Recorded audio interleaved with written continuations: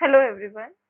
In the last videos, we have studied about utility, law of diminishing utility and law of equimarginal utility. Now we will discuss about the consumer equilibrium under cardinal utility approach. So in the utility video, we have discussed that हमारी दो types की utility होती है, मतलब दो method से हम क्या कर सकते हैं, इक्विलिब्रियम को मेजर करते हैं, कार्डिनल यूटिलिटी मेथड से और ऑर्डिनल यूटिलिटी। तो इस वीडियो में हम कार्डिनल यूटिलिटी के बारे में बात करेंगे। तो हमारा एजेंडा क्या है आज का? सबसे पहले हम मीनिंग समझेंगे कि इसका क्या होता है कंज्यूमर इक्विलिब्रियम का, फिर इसके अंदर इसकी एजम्पशन, फिर क्या कंडीशंस होती हैं, फिर इसमें दो केसेस हैं तो उनके बारे में, सिंगल कमोडिटी, डबल कमोडिटी, फिर उसकी समरी। तो सबसे पहले हम बात करेंगे मीनिंग की। What is consumer equilibrium? तो जब एक कंज्यूमर मैक्सिमम सेटिस्फेक्शन पा लेता है एक कमोडिटी से, उस सिचुएशन को हम बोलते हैं कंज्यूमर इक्विलिब्रियम।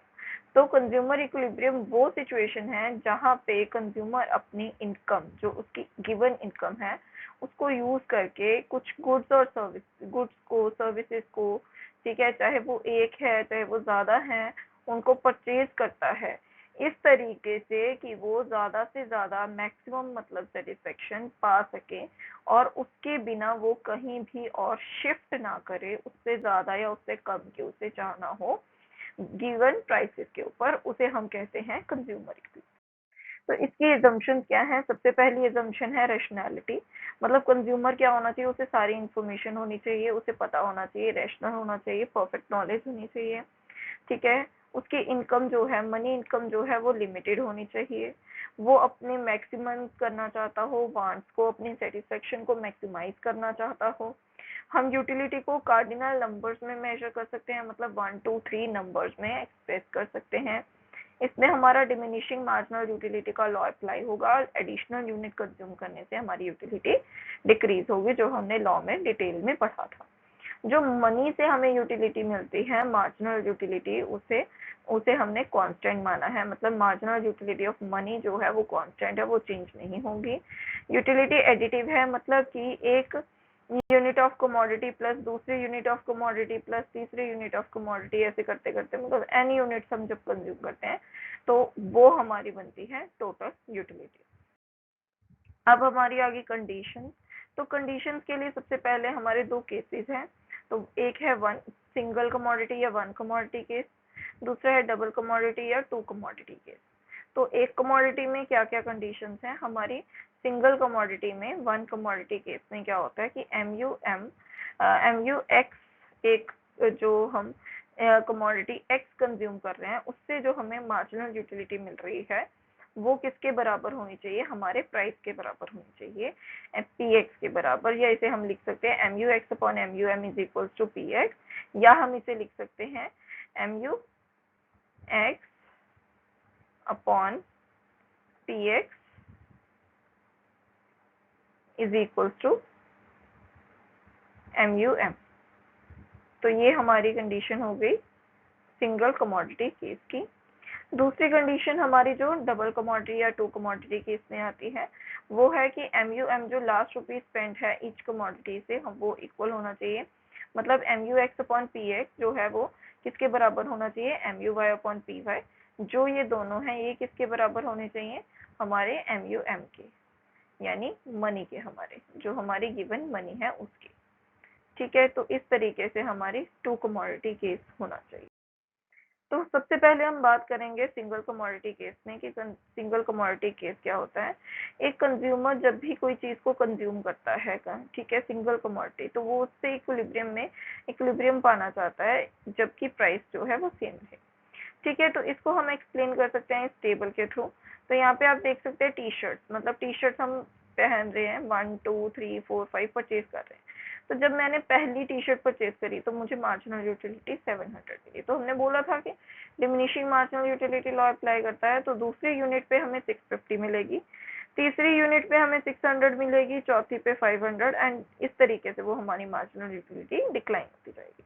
तो हमारे सिंगल कमोडिटी केस के अकॉर्डिंग एम यू एक्स जो है वो किसके बराबर होना चाहिए? पी एक्स के बराबर। एम यू एक्स जो है वो किसके बराबर होना चाहिए? पी एक्स के बराबर, है ना। तो हमने पीछे अभी कंडीशन की थी।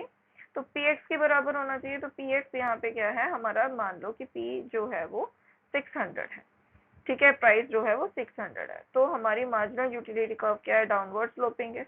तो मार्जिनल यूटिलिटी कर्व जब px के कट कर जाएगी, x यहाँ पे हमारा क्या, टी शर्ट, तो प्राइस ऑफ टी शर्ट 600 है और MUM हमारा कहाँ पे 600 है, थर्ड यूनिट पे, यहाँ पे है थर्ड यूनिट पे इक्विलिब्रियम में।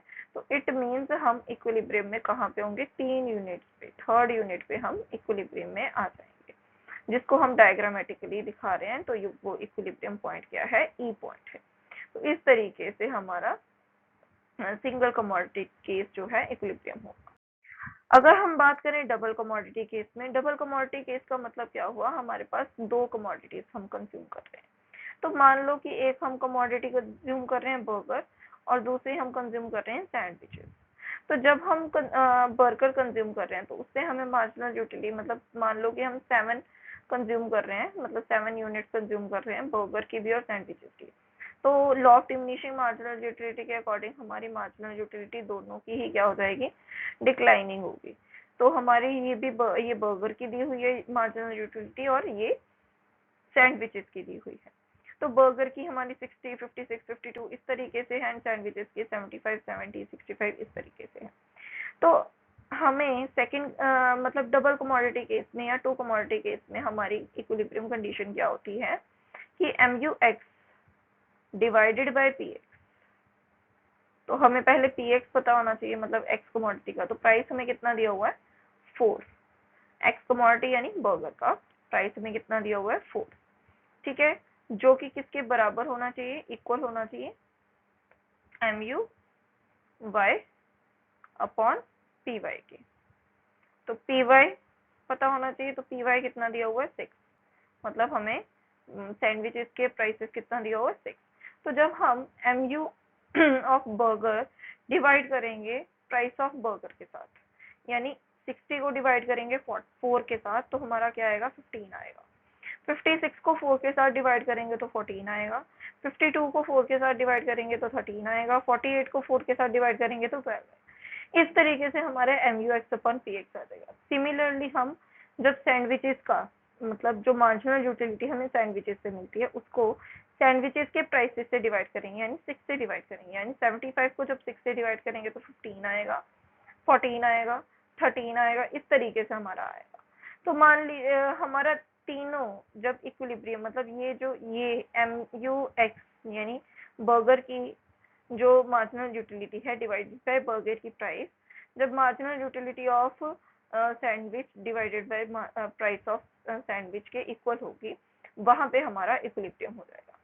तो आप देख सकते हैं इसको डायग्रामेटिकली, ये हमने इस साइड पे क्या ले लिया, बर्गर्स ले लिए, एंड इस साइड पे हमने क्या ले लिए, सैंडविचेस ले लिए। तो एक तो हमारी कर्व आएगी इस तरीके से कैलकुलेशन, दूसरी हम यहाँ से कैलकुलेट करेंगे, मतलब ड्रॉ हम उल्टा करेंगे इस तरीके से।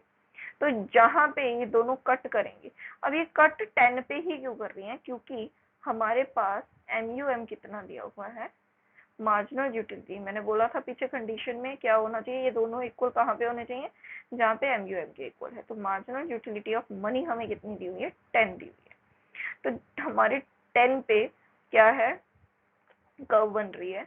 तो 10 पे हमारी जो कर्व इक्विलिब्रियम में आ रही है ई पॉइंट पे, जहाँ पे हमारी MUB upon PB is equal to MUS upon PS हो रहा है। तो इस वजह से ये हमारा इक्विलिब्रियम लेवल होगा डबल कमोडिटी केस में।